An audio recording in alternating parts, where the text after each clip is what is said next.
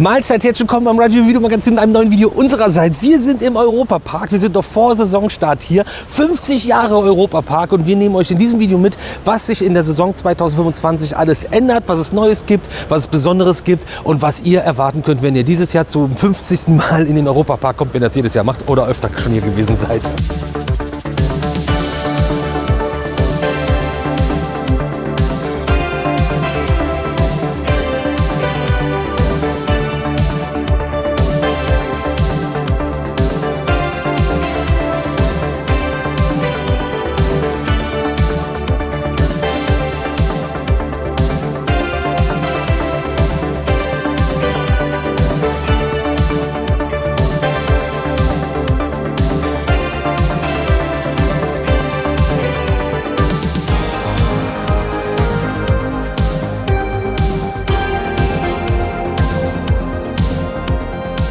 Wir haben Sie eingeladen zur Eröffnung des Europaparks und freuen uns, dass Sie so zahlreich erschienen sind. So, nach einem wunderbaren Empfang vor dem Europapark-Dom sind wir jetzt im Europapark-Dom und haben jetzt gleich die 1,5-stündige Pressekonferenz hier. Da habe ich ein paar Impressionen für euch mitgebracht. Natürlich seht ihr das jetzt nicht alles komplett in Gänze. Dafür gab es ja beim Europapark selbst auch einen Livestream. Ich weiß noch genau, wie ich es schon früher nicht abwarten konnte, bis wir endlich da waren. Ja, hallo, herzlich willkommen zu unserer Jubiläumspressekonferenz. Hello, bonjour, Kalimera, Dobar Dan. 300 Journalistinnen und Journalisten aus 19 Ländern, das ist wirklich rekordverdächtig. Es ist toll, dass Sie da sind und an dieser Stelle gleich ein Hallo hier im Livestream. Wir freuen uns, dass Sie sich die Zeit für uns nehmen. Und an dieser Stelle auch ein Dankeschön gleich hier an Sarah Arslan und zuvor Jonathan Wörle, die in Gebärdensprache synchron übersetzen. Die beiden sind unter anderem auch im Europaparkstadion im Einsatz, ehrenamtlich beim SC Freiburg im Vorprogramm, wenn dort ein Spiel stattfindet. Wir haben die Pressekonferenz im Grunde genommen standesgemäß eröffnet mit einer Premiere. Sie sind die Ersten, die unseren neuen Imagefilm zu sehen bekommen haben, in dem wir eben zeigen möchten, was das für ein besonderer Ort ist, dieser Europapark. Und das seit so langer Zeit, seit 50 Jahren. Und jetzt begrüße ich zwei Herren, die sich mit diesen 50 Jahren auskennen wie keine anderen. Begrüßen Sie mit mir die geschäftsführenden Gesellschafter. Hier sind Dr. Roland Mack und Jürgen Mack. Ich würde sofort mit einer Frage starten, aber ich glaube, lieber Roland, ihr möchtet erstmal Hallo sagen, oder? Aber nicht abgesprochen. Aber das gehört ja dazu. Herzlich willkommen. Ich freue mich natürlich sehr, dass Sie heute aus nah und fern zu uns gekommen sind, um diesen Moment, diese Pressekonferenz mit uns gemeinsam zu erleben. Ja, und ich möchte das auch mit einem Dank verbinden. 50 Jahre gemeinsame Zusammenarbeit mit den Medien. Und wer kann schon behaupten, dass wir eigentlich 50 Jahre ein störungsfreies Verhältnis hatten gemeinsam. Und dafür und für dieses Vertrauen und für diese Offenheit möchte ich mich an der Stelle mal ganz recht herzlich bei Ihnen bedanken. Ich freue mich auch, dass viele Künstler heute unserer Einladung gefolgt sind, die alle irgendwo etwas mit dem Europapark zu tun haben. Wenn ich den Stefan sehe, der ist, glaube ich, gerade auf die Welt gekommen, als wir hier die ersten Fahrten durchgeführt haben. Heute steht er auf einer Fernsehbühne mitten im Europapark und das sind einfach schöne Erinnerungen. Also wir könnten ein Mehrtagesprogramm hier organisieren, wenn wir all die Geschichten und die Entwicklung dieses Unternehmens Ihnen heute präsentieren wollen. Deswegen aber im Schnelldurchlauf doch die Highlights und ein bisschen zurückschauen, die Gegenwart aufnehmen, aber auch den Blick in die Zukunft werfen. Dann wäre meine Frage, erinnerst du dich an die erste Pressekonferenz 75, wenn du das jetzt so vergleichst hier? War viel bescheidener. Es war aber sehr schön, dass vor allem die Ruster Kapelle da war. Noch 4 Musiker aus der damaligen Zeit. Ich habe mal nach dem Alter gefragt. Sie waren damals 15 und 16 bei den jungen Musikern. Immer noch im gleichen Kostüm, das macht es sehr sympathisch. Und die Bürgerwehr von Waldkirch, leider heute ohne Gewehrschuss. Damals wurde geböllert, geknallt Aber ich freue mich natürlich um die Anwesenheit der Bürgerwehr aus Waldkirch, meiner Heimatstadt. Und es gab damals auch schon Medien, der Wirtschaftsminister war da. Ich erinnere mich noch gut an die Worte meines Vaters, der gesagt hat, es ist schön, dass die Landesregierung Sie in den Europapark geschickt hat. Und Herr Eberle hat es sofort gekontert mit dem Satz, es ist mir geblieben, wie es gestern gewesen wäre. Ich bin nicht geschickt worden, ich bin freiwillig gekommen, Herr Meier. Ja, Jürgen, du hast wahrscheinlich bei der Pressekonferenz fehlen müssen, weil du bist ja noch zur Schule gegangen. Wenn ich es verraten darf, du warst da 75 gerade 17 geworden im Juni. Wie war das für dich, wenn man da zurückschaut auf diese Zeit? Also was verbindest du für ein Gefühl damit? Ich könnte mir vorstellen, das war ziemlich cool, wenn die Familie sowas macht. Ja, zunächst einmal auch von mir, von meiner Seite ein herzliches Willkommen an Sie alle heute zu dieser besonderen Pressekonferenz. In der Tat, es war was Besonderes. Als Schüler damals noch auf dem Gymnasium, das fing ja schon 2-3 Jahre vorher an, die ersten Überlegungen, Gedanken. Für mich natürlich besonders spannend, weil es gab ja eine gesellschaftsvertragliche Regelung, dass aus jedem Familienstamm damals immer nur ein Nachfolger in die Firma eintreten kann. Und ich habe mich davor vor dieser Entscheidung natürlich dann schon auch mal hab mir Gedanken gemacht, wo wird meine berufliche Laufbahn mal hingehen. Ich erinnere mich, dass unsere Mutter damals gesagt hat, es wäre schön, wenn einer aus der Familie mal Pfarrer wird. Aber es hat für mich dann auch diese Entscheidung natürlich eine Perspektive eröffnet. Aber wir sind Katholiken und durften nicht heiraten, aber das ist gleich vom Tisch. Ja, eine Perspektive eröffnet, auch im Familienunternehmen tätig zu werden. Auch eine große Chance, aber natürlich war mir auch das Risiko bewusst dieser Erstinvestition, das finanzielle Risiko, was unser Vater da auch auf sich genommen hat, Privatvermögen, Privathaus einzusetzen für die Finanzierung als Sicherheit. Und das war schon auch spannend. Wird es gelingen? Wird es erfolgreich sein? Also ja, da erinnere ich mich schon zurück. Und bei der Pressekonferenz war ich tatsächlich nicht dabei, aber dann bei der Eröffnung. Eine witzige Geschichte ist immer wieder, ich wurde ja überrascht mit einer Animatronic-Figur in der Piratenfahrt nach dem Neuaufbau. Wenn ich dann so durch den Park ziehe, kommt schon mal der ein oder andere Gast und fragt mich, Herr Mack, haben Sie Kaffeepause? Sie waren doch eben noch in der Piratenfahrt. Also es zeigt, wie gut die Figur geworden ist.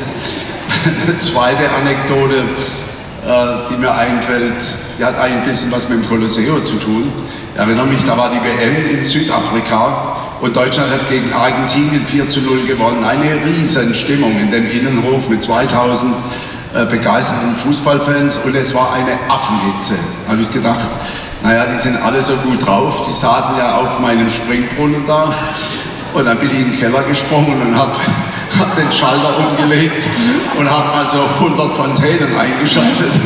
Innerhalb von einer Sekunde waren alle klatschnass und ich habe mich dann über den Hinterausgang auf die Flucht begeben und habe schnell das Hotel verlassen. Eine weitere Geschichte, die mir gerade einfällt noch im Colosseo bei der Eröffnung.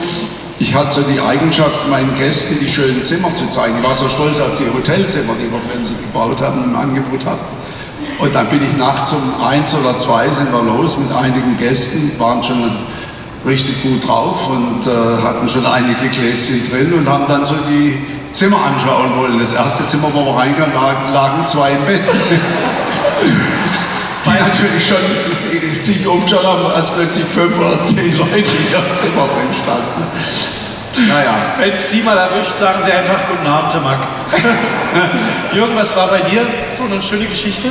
Ich erinnere mich an die Eröffnung vom Matterhornblitz, also Presseeröffnung. Da war der Georg Hackel, die meisten unter Ihnen werden ihn kennen, ein überaus erfolgreicher Rennrodler, zu Gast, als VIP-Gast. Und der Senkrechtaufzug, da waren noch letzte Arbeiten notwendig. So wurde das Fahrzeug mit dem Kran nach oben gehievt und Roland und ich und die Euromaus und der Georg Hackel sollten die Jungfernfahrt machen und der Wagen kam oben an, wurde auf die Schiene gesetzt und der Georg Hackel hat uns angeschaut, etwas verwundert und hat gesagt, mit seinem Bayerisch, ich kann es vielleicht nicht ganz original, hat gesagt, ihr seid sehr lustig, habt ihr das noch nie vorher probiert, wollt mich jetzt da reinsetzen.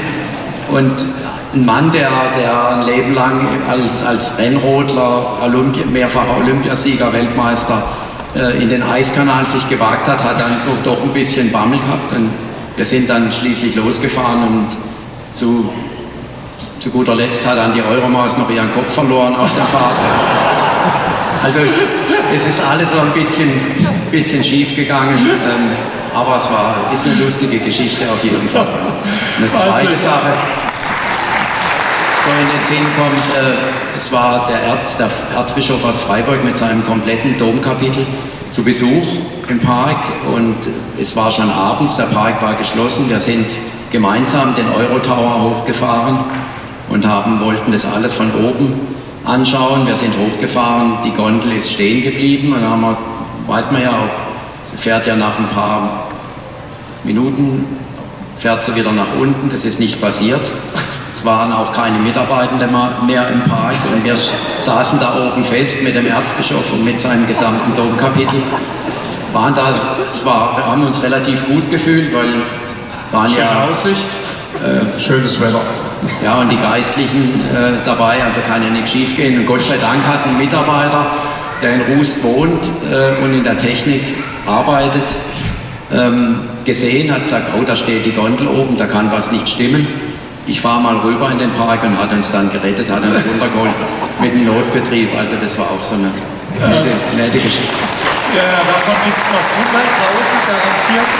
Mir ist übrigens, habe ihn heute Morgen gefragt, wir haben gestern Abend ein bisschen länger zusammengesessen und haben noch einen getrunken und da kam eine nette Geschichte hoch und wie so ist, hat er die natürlich heute Morgen vergessen gehabt, aber mir ist eben eingefallen, denn wir haben in der 250-jährigen Familiengeschichte zum ersten Mal eine Frau in der Geschäftsführung. Ja. Und jetzt ist mir auch wieder gekommen, nicht, dass es 500 Jahre dauert, bis wir die Quote erreichen, sondern die Frauenquote, sondern wir haben gesagt, das Zölibat soll sich auch mal anstrengen, die haben noch gar keine Frau unter sich und das war eigentlich der Running Gag, also da haben wir noch ein bisschen Zeit, bis das angeht. Ja.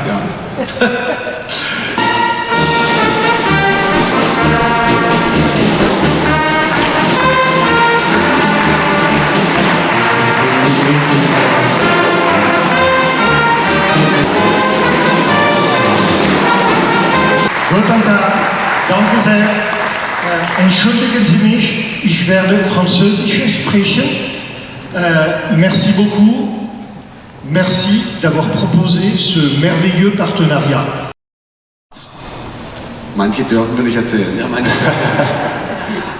Also wir haben eine gemeinsame Geschichte, die war eben irgendwann, wenn der Park zu war in der Wintersaison, also heute wäre es die Wintersaison, das war irgendwann im Winter. Da haben wir immer eine Verfolgungsfahrt gemacht, also 2 Elektrowagen und ein Elektrowagen hat sich versteckt und der andere musste den anderen suchen, eigentlich ein bescheuertes Spiel, aber damals war es total spannend als Kind. War auch zu Kinofilm übrigens. Und dann hatte mein Freund mich gefragt, lass mich auch mal fahren. Ich habe gesagt, du darfst nicht fahren, es dürfen nur Thomas und ich fahren. Also wir haben ihn dann an Steuer gesetzt, Thomas war der Verfolger und er ist eben dann die Bremse mit dem Gas verwechselt und wir standen dann in der deutschen Straße oder in Italien eigentlich in einem Einkaufsladen durch die Scheibe durch und war dann nicht so lustig. Wer muss weichen? Also wir haben dann uns unter der Brücke versteckt, ich glaube 2-3 Stunden, bis wir überhaupt heim konnten. Also das war, aber das war jetzt eine der harmloseren Geschichten. Ja. Also ich hake noch mal nach. Du hast doch gesagt, es ist eigentlich ein Wunder, dass wir immer noch hier stehen, gell? Ja, also wenn man in einem Freizeitpark groß wird und damals war der Europapark ja fast 6 Monate geschlossen im Winter und da konnte man natürlich alles Mögliche anstellen zum Leidwesen unserer Eltern. Meinem Skateboard die Poppern runterzufahren, würde ich jetzt meinen Kindern auch nicht unbedingt empfehlen. Deswegen wollte ich sie ihnen eigentlich nicht erzählen, aber sie haben die Geschichte schon gehört und wollten das schon nachmachen. Aber wir haben natürlich Hütten gebaut, wir sind mit Freunden, haben Rennen gefahren. Der Herr Scholz sitzt da drüben, der hatte dann am Sonntag immer mit uns zu tun, weil wir mit dem Go-Kart immer vor seinem Haus rumgefahren sind und er wollte eigentlich seine Ruhe haben. Also es gibt zig Geschichten, aber jetzt will es tatsächlich den Rahmen sprengen. Ich glaube, was Schönes und was heute vielleicht gar nicht mehr so möglich ist, dass Thomas und ich wirklich die ersten Ureinwohner eines Freizeitparks, glaube ich, weltweit waren. Also wir sind wirklich Theme Park Natives, das war so ein bisschen wie die Truman Show, wenn man dann so durchgelaufen ist und so, hallo, und dann, ich sehe euch. Heute, wie gesagt, guckt Papa immer noch die Kameras ab und zu, aber Gott sei Dank nur noch die Außenniederlassung.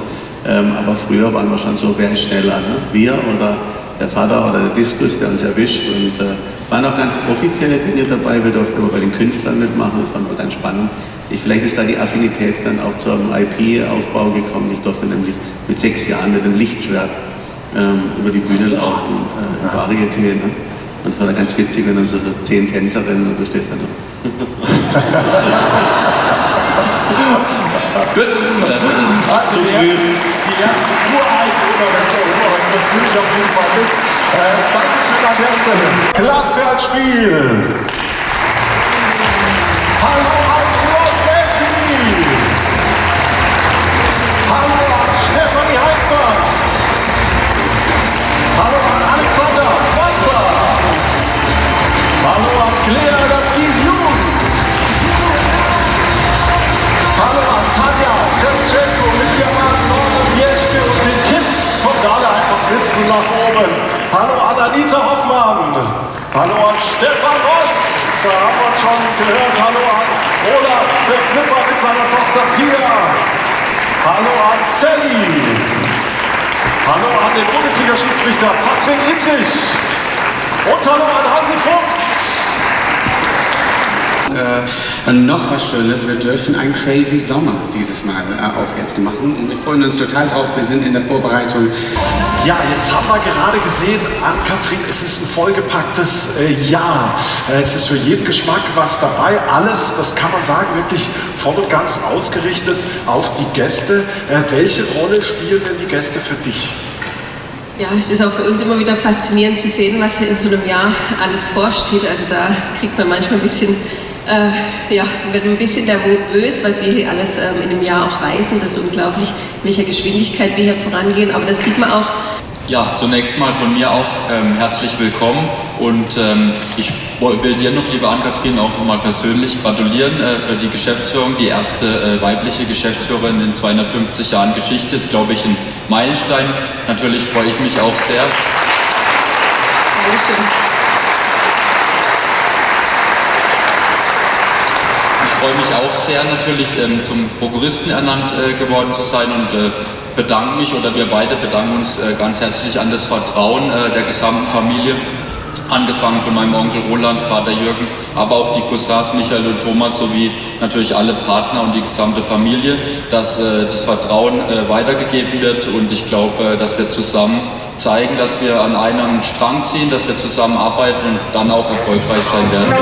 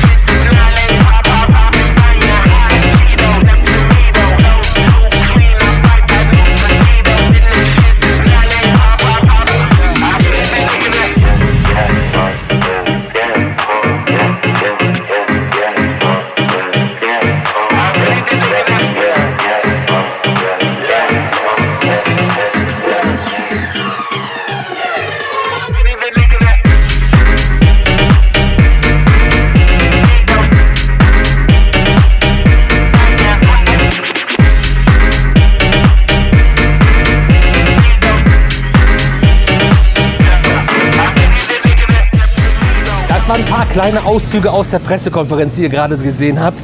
Ich versuche gleich ein bisschen in diesem Video hier zusammenzufassen, was alles diese Saison passiert. Das war ein sehr langer Clip, der angekündigt hat, was alles kommen wird. Aber ihr seht es hier schon, Monaco 2026. Es wird 2026 einen weiteren neuen Themenbereich hier im Europapark geben. Es gibt schon ein kleines Preview Center in der Silverstar Halle, was noch gar nicht so viel erahnen lässt.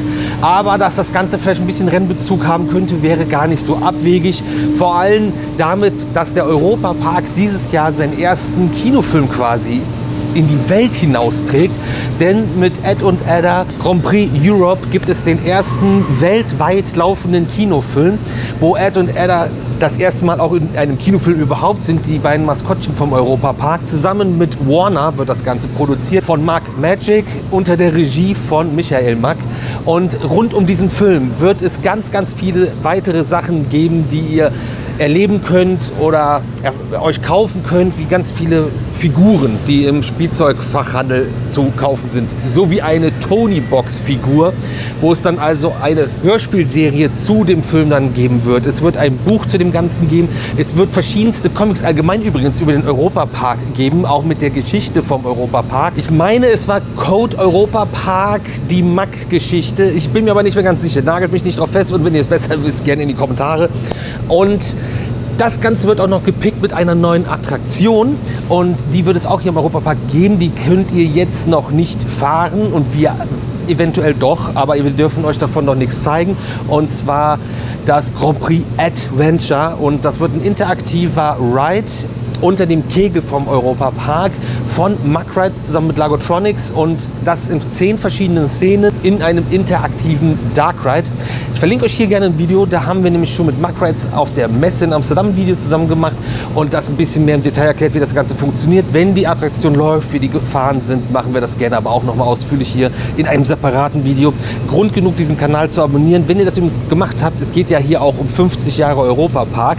Dazu gibt es eine ganze Ausstellung, die auch sehr cool ist. Da befindet sich auch das Preview Center für Monaco 2026.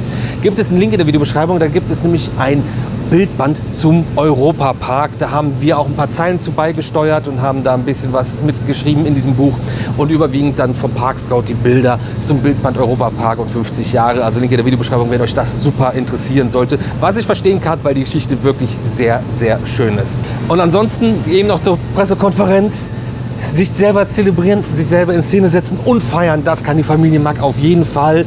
Und vor allem das große Finale gerade war sehr spektakulär. Wir gehen jetzt weiter und verlassen den Europapark-Dom und auch das Preview Center sowie die Ausstellung zu 50 Jahre Europapark und gehen noch mal ein bisschen durch den Park mit euch, bevor die Saison startet. Und die offizielle Saisonstart mit diesem neuen Fahrgeschäft Adventure, auch mit den Kanonen, die schießen, ab Samstag, den 22. März 2025. Und jetzt symbolisch eröffnen wir die 51. Saison des Europaparks. Hey! Geht's, auf geht's!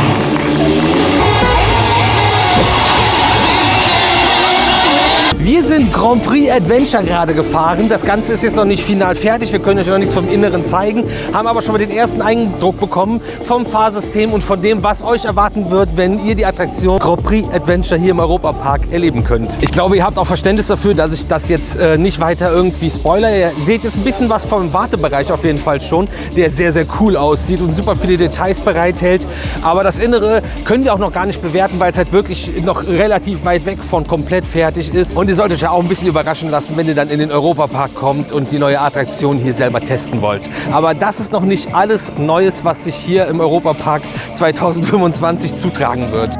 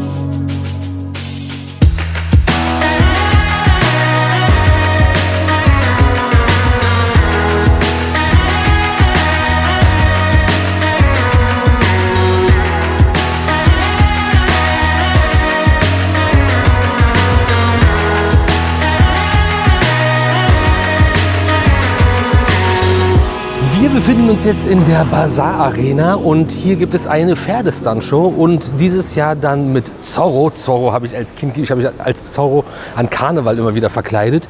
Und was ganz neu ist bei der Arena, ist, es gibt jetzt ein Dach. Denn ihr könnt jetzt bei jedem Wetter geschützt hier drin sitzen und euch die spektakuläre Stuntshow ansehen und seid komplett wettergeschützt. Hat man jetzt komplett neu installiert. Was übrigens Shows angeht, gibt es auch im Winter was Neues und die Zirkusrevue wird unterstützt und ergänzt, erweitert, erneuert in Zusammenarbeit mit dem Zirkusfestival Monte Carlo, denn da gibt es auch eine starke Verbindung und Kooperation zwischen dem Europapark und dem Zirkusfestival Monte Carlo. Auch ganz viele Events rund um das Thema Europa, denn Europa, gemeinsam erleben ist das neue Motto vom Europapark, wird es dieses Jahr geben. Und wir gehen jetzt von hier rüber ins Don Quixote und dieses Restaurant ist jetzt Don Quixote meets Tex-Mex und hat ein erweitertes, verändertes Gastronomieangebot und bietet jetzt neue, andere Speisen auf der Karte an und wir gehen jetzt darüber. Und wir können übrigens auch gleich noch ein bisschen hier den Park genießen, denn es laufen noch Testbetriebe und wir dürfen hier und da, wo etwas im Testbetrieb läuft, auch schon mal mit einsteigen. So, die Tür ist abgeschlossen, bis die Saison 2025 auch für euch alle startet. Wir haben euch jetzt einen kleinen Einblick mitgebracht. Wir haben natürlich nicht alles erzählt, was sich 2025 noch ändert oder was neu dazukommt. Weil es so viel ist, habe ich einiges davon vergessen. Aber es wird auf jeden Fall auch noch beim Silver Lake City eine Riesenerweiterung geben. Da wird auch in den nächsten Jahren noch viel mehr passieren. DJ Bobo hat einen neuen Song extra für das 50 Jahre Fest vom Europapark komponiert und ist dann auch ein Schirmherr des neuen Charity-Programms, was auch irgendwie im Rahmen von Silver Lake City mit stattfindet. Das ist übrigens eine Übernachtungsmöglichkeit hier im Europapark, die nochmal komplett überarbeitet wird, neu gemacht wird und erweitert wird, was mir persönlich sehr gut gefällt. Ich finde den Stil einfach richtig, richtig cool. Madame Freudenreich, haben wir gar nicht erwähnt, bekommt ihre erste eigene Serie auf dem Kika, komplett exklusiv auf dem Kika und auch so passiert unglaublich viel. Es wird zum Beispiel auch der Grand Prix to Europe als You'll Be Go Attraktion verfügbar sein und so weiter und so fort. Wir haben noch mehr, glaube ich, vergessen, was alles passiert, aber das waren jetzt erstmal die Eindrücke von der Pressekonferenz des Europaparks zu 50 Jahre Europapark und das, was euch dieses Jahr alles erwartet. Worauf freut ihr euch am meisten? Lasst es in den Kommentaren gerne wissen und wir sehen uns jeden Tag um 18 Uhr wieder hier zu einem neuen Video auf dem Ride Review YouTube-Kanal.